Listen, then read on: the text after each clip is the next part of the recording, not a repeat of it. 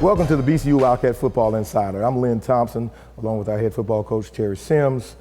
We're celebrating the third straight victory in our new season. The Cats are 3-0 over the last 3.5 weeks. Coach, and what you've done a remarkable job of really rallying the troops in this unique season. The Cats win 41-10 on the road at Morgan State in a business trip that included this time a bit of history. But before we talk about the history, let's talk about what happened and what is happening with this football team.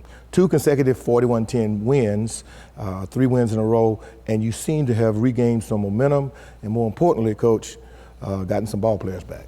We have. We've gotten about 9, 10 guys back, in the fold, and they're working out great. And I have to give all the credit to the players because they're buying in. We have guys that stood in the gap, before these guys got back and kept things rolling. But now we have some starters back on the field, and we're playing Wildcat football. You're absolutely right, Coach. It starts with the trigger man, Larry Brim, almost fully healthy now, and he showed it. Long touchdown run, a great performance by Larry, and your whole defensive front. Those guys are back too. Right, and those guys, they're taking it personal. With our record being what it is, and they're putting it on their shoulders, and they're running with it. And that's a talented group of guys. We have, 8, 9 guys up there that can actually, start probably anywhere. So, they're all taking it personal, and they're going out and playing great football. Coach, you just said running with it. Let's take a look at the highlights because that's what we saw. Larry Brim running with it, Cameron Rigby running with it, and the Cats running away with the 41-10 win. We welcome you to Hughes Stadium in gorgeous Baltimore, Maryland. This afternoon, visiting the Bethune-Cookman Wildcats look to extend their 2-game winning streak against the Bears of Morgan State. Larry Brim unloads it deep, and Kevis Mitchell makes the catch down to the 20-yard line.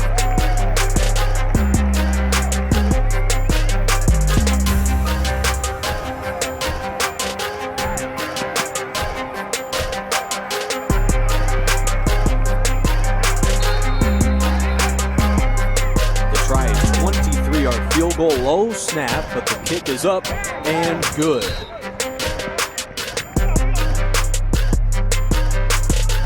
Larry Brim will keep it himself. He's got the first down. Larry Brim down the field to the 20, to the 10. Larry Brim, touchdown, BCU.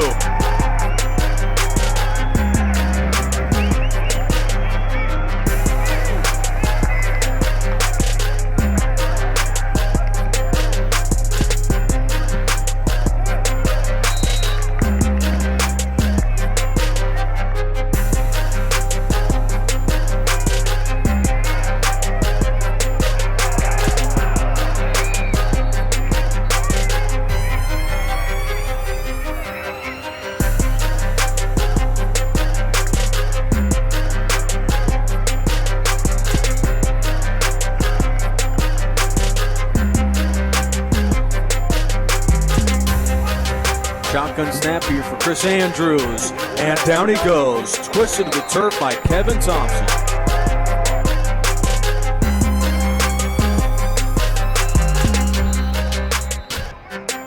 Snap to Brim, chucks it over the middle to a wide open Mitchell, and he keeps moving down to the 10-yard line.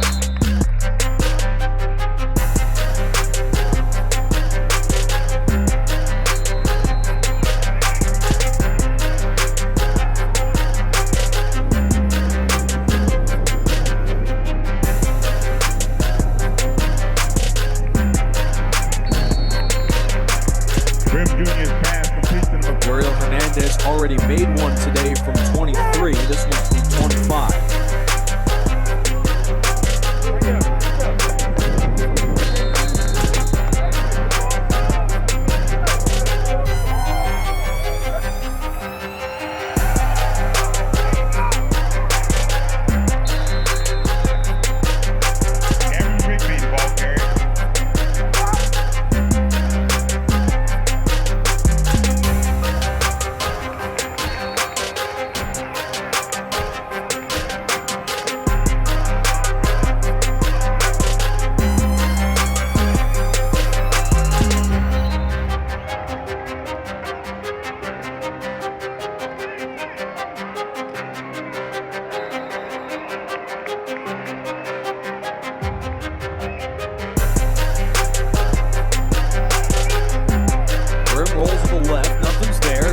Wilson way down the field, and he makes the catch. Touchdown, BCU.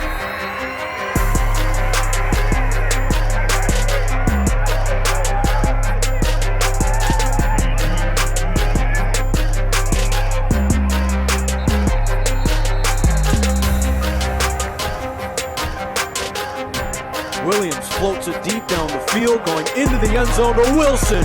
What a catch. Touchdown, BCU. Great catch. And that will do it. In the Mid-Eastern Athletic Conference, we believe the game of life shouldn't be a game of chance.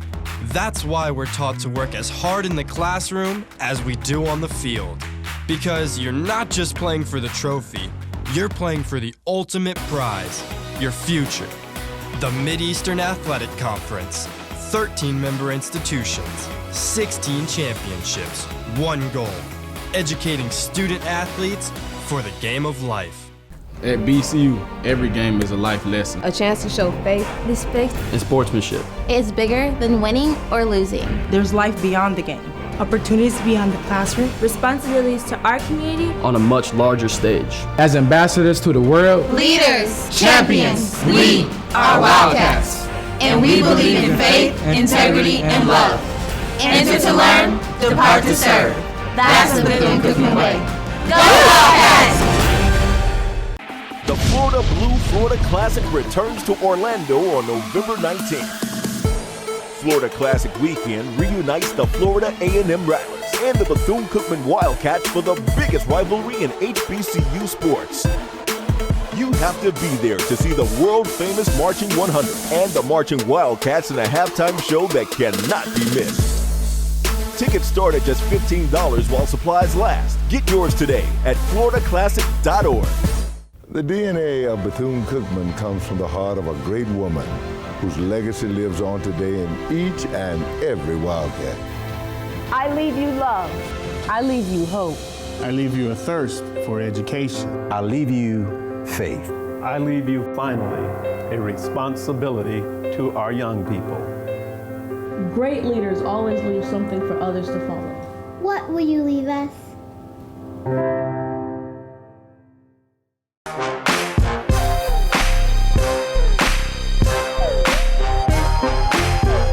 Welcome back to the BCU Wildcat Football Insider.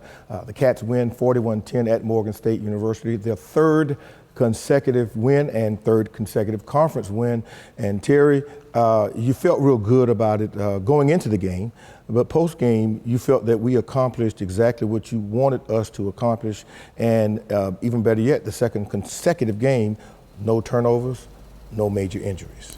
Right, and that's big for us. You know, not turning the ball over always gives you a chance to win the football game. And for us this year, coming out of a game with no major injuries, it's exciting for our whole staff. I mean, you know, some people talk about the plays being made. We talked about nobody being injured first. You know, so that was a big deal for us, not having any guys, you know, have any serious injuries coming out of this football game. But, you know, I will say our guys showed up and they played, and we had to pick up the slack a little bit. You know, our special teams didn't play great this game, but our offense came out and they scored some points. Coach, speaking of offense, let's talk about that now. Larry Brim, tremendous day, 498 total yards. Larry throws for 276 yards. We rushed for about 2.25, Coach. But the big stat line for us was we held the ball 11 minutes more than Morgan State, 35 minutes and 45 seconds of possession time. That means you can determine the style of play, the tempo, and everything else. Right, and I always tell our guys I'm really not concerned about, you know, statistics. I'm really concerned about the win. Yeah. But when you can score points and win the time of possession, then you give yourself a great opportunity to win. Coach, one of the stats that you did not like, we had almost the same amount of penalty yardage as Morgan State had total yardage. Right, and we had some bonehead penalties, some guys that did some things that were not, you know, tolerated. Go ahead, just say it like you really want to say it. Well, they did some things that were not characteristic of what we want Wildcat football players to be, and they heard about it yesterday. That is the politically correct answer.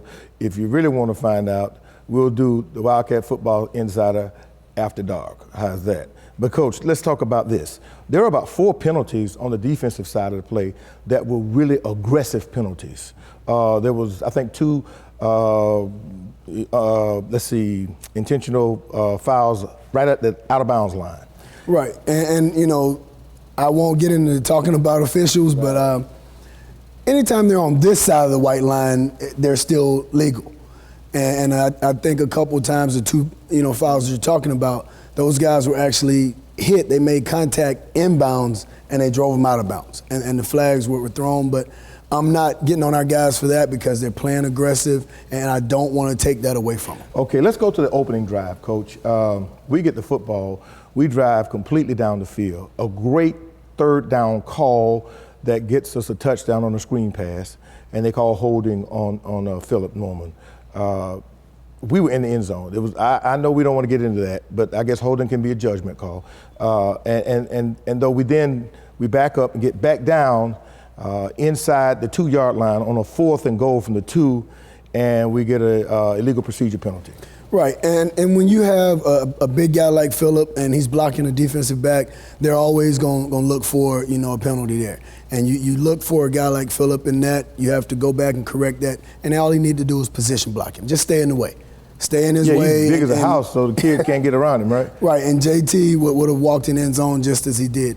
The false start down, inside the 5, it's not going to be tolerated. It's uncalled for, and we can't settle for that because that's just not being focused. Uriel converts the field goal. We go up 3-0. We get the ball back again, and close to midfield, Coach Larry Brim with the zone read. 48 yards later, he's in the end zone. Well, and now we see Larry coming back into his own, and he's doing the things that we know Larry Brim can do. He threw the ball extremely well. Then he throws a touchdown into a 25-mile-per-hour wind, a 25-yard pass that looked like it was longer than that to Kevon Mitchell. Right, and it's just as we talked about in the Norfolk game. Strong quarterbacks or quarterbacks with strong arms, they love throwing into the wind. Yeah. If you throw with the wind and you have a strong arm, you're naturally going to overthrow guys. One of the other things, Coach, before we go to break, your defense really, once you got the 10-point lead, your defense, it seemed as if the intensity level just went straight through the roof because, some hits that would be highlight reel hits, some sacks. Coach, you completely decimated the running attack of Morgan State. Right, and it was very simple on the sideline, the message. I told them, if they don't score anymore, they don't win. Well, you're absolutely right. And the Cats escaped from Morgan State in Baltimore, Maryland with a 41-10 win. We'll come back in just a few moments. We'll talk about the defensive performance and highlight some players and also special teams when we return. Do you want to wear what the real Wildcats wear? You can get your official BCU Wildcat team gear from the comfort of your own home online at bcusportshop.com, the official online store of BCU Wildcat Athletics. Save your gas money. Avoid the hassles in the mall. Click on bcusportshop.com and get the best in Wildcat wear delivered to you in just 48 hours. bcusportshop.com, the official Wildcat online store. At BCU, every game is a life lesson. A chance to show faith, respect, and sportsmanship. Is bigger than winning or losing. There's life beyond the game. Opportunities beyond the classroom. Responsibilities to our community. On a much larger stage. As ambassadors to the world. Leaders, champions, we are Wildcats. And we believe in faith, integrity, and love. Enter to learn, depart to serve. That's the Bethune-Cookman way. Go Wildcats! The DNA of Bethune-Cookman comes from the heart of a great woman whose legacy lives on today in each and every Wildcat. I leave you love. I leave you hope. I leave you a thirst for education. I leave you faith. I leave you, finally, a responsibility to our young people. Great leaders always leave something for others to follow. What will you leave us? The Florida Classic returns to Orlando on November 19th. Florida Classic Weekend reunites the Florida A&M Rattlers and the Bethune-Cookman Wildcats for the biggest rivalry in HBCU sports. You have to be there to see the world-famous Marching 100 and the Marching Wildcats in a halftime show that cannot be missed. Tickets start at just $15 while supplies last. Get yours today at floridaclassic.org.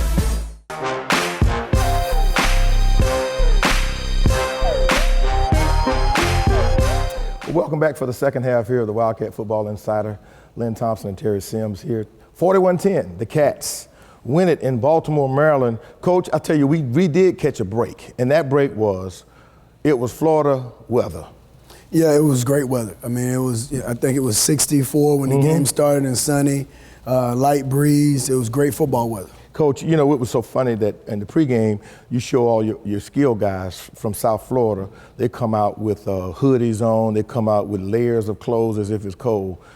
After Corliss finished warming them up, they came out and stripped and came out and like you're playing in Daytona with nothing on, because they were all burning up. And, you know, some guys you just have to let them see for themselves and let them judge it themselves. And I think after pregame, they all went in and took off the sleeves and came back out and had a great day. You're right. Coach, here's what they tried to do to us defensively.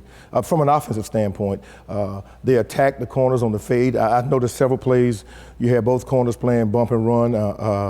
And I guess that and you had a safety in the middle of the field, but they were really trying to throw the ball on the deep fade pattern, and they tried that several times. Yeah, and they tried to pick on Jamal Burgess a little bit because he has one hand right now, but you know he held his own for the majority of the game, and we started traveling Elliott with number 16, their star receiver, and Elliott really shut him down after the first 3 series of the game.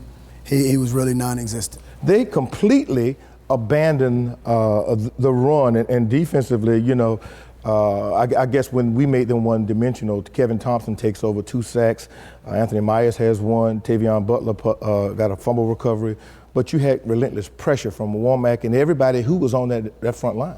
Yeah, the front line did a great job on Saturday. Those guys came together and they were fresh. You know, Coach Lane was doing a great job rotating those guys and keeping them fresh, and they were keeping pressure on the quarterback all day, and they could not run the football on us. I mean, and they have a very good running back who made an appearance in the second half, Herbert Waters, who a couple of seasons ago rushed for over 1,000 yards, Coach, and he's a difference maker, a guy with a great skill set, but he couldn't break loose either. Right, and what you have to do with talented backs like that is get them before they get started, and that's exactly what our defensive line did. Yeah, and you force them to 2 freshman quarterbacks. You put the pressure on them, and they just when it was on crucial third downs, Morgan could not convert, and as a result, we get the ball back. The third quarter, they do score a touchdown off of a special teams play, and we'll talk about that in a minute. But while we had the wind at our back, we really, really imposed our will on them. We did, and that's what you have to do. You have to, you know, take your shots when you can get them, and make sure you capitalize on any mistakes that they make. And, you know, they had a couple busted coverages, and we had guys get behind them, and we scored touchdowns. When you look in terms of your linebacker play, Coach, Morales continues to play well. You've got a couple of new players that are getting some tremendous playing time. Trenton Bridges is the mainstay in the middle. Let's talk about a couple of other linebackers that got quality playing time. Well, Deontay Mayo, he's a guy that we wanted to be one of the guys when the season started, but he had a little injury. So we brought him back slowly, you know, with special teams, and he started the last couple of weeks playing some more defense, and he's been a bright spot for us. You got a guy in the secondary, Coach, a freshman that continues to play well. You inserted him in. I think he's from Melbourne, Florida. Well, you have 2 freshmen actually that are playing. DeJuan Jackson, who's from Raines High School in Jacksonville, and you also have Jamal Burgess is not a freshman, but he's a transfer. Right, new kid. And you have Bozeman. Number 35. He's a guy that goes and plays a whole lot for us. So we have a number of guys that are playing their roles. You know, and that's huge for us right now. Guys are not being selfish. They're playing their roles. They're doing the things that we're asking them to do, and I think that's allowing us to be successful. Special teams, Coach, you have 1 or 2 mistakes, and it was the coverage of there. But Uriel, 2 field goals, a couple of good punts. He does shank 1, but then you also get Jonathan gets back in the game. He does, and before I talk about those two, Trevor Merritt is actually 35. That's the other freshman playing at safety, and he's playing on special teams for us and doing a great job. Uriel is doing everything we're asking him to do. He's kicking, he's punting, you know, and he's kicking off. So he's doing all the little things we're asking him to do, but we needed a change of pace in there and not to wear Uriel out a little, you know, too much. We let Cagle punt a couple times. He did a great job. He pinned him down once, and then he got a punt off where we let a guy go on the front line, and he actually got it off and got a good kick in. Okay, 15 seconds, Coach. You did correct in practice the pursuit lanes that caused a long return against Morgan State. We did, and I don't think it'll be happening again. Okay. We'll come back in just a few moments. We'll talk about this week's opponent. In the words of the legendary former football coach here, Jack Cy McLaren, this school called Open is a tough opponent. The Wildcats have the week off, but they've got much to fix and much to look forward to. In the Mid-Eastern Athletic Conference, we believe the game of life shouldn't be a game of chance. That's why we're taught to work as hard in the classroom as we do on the field. Because you're not just playing for the trophy, you're playing for the ultimate prize, your future. The Mid-Eastern Athletic Conference, 13-member institutions, 16 championships, one goal, educating student athletes for the game of life.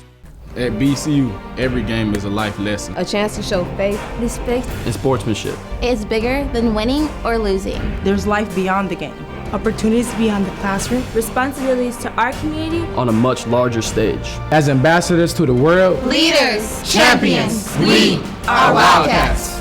And we believe in faith, integrity, and love. Enter to learn, depart to serve. That's the Bethune-Cookman way. Go Wildcats! The Florida Blue Florida Classic returns to Orlando on November 19th. Florida Classic Weekend reunites the Florida A&M Rattlers and the Bethune-Cookman Wildcats for the biggest rivalry in HBCU sports. You have to be there to see the world-famous Marching 100 and the Marching Wildcats in a halftime show that cannot be missed. Tickets start at just $15 while supplies last. Get yours today at floridaclassic.org. The DNA of Bethune-Cookman comes from the heart of a great woman whose legacy lives on today in each and every Wildcat. I leave you love. I leave you hope. I leave you a thirst for education. I leave you faith. I leave you, finally, a responsibility to our young people. Great leaders always leave something for others to follow. What will you leave us?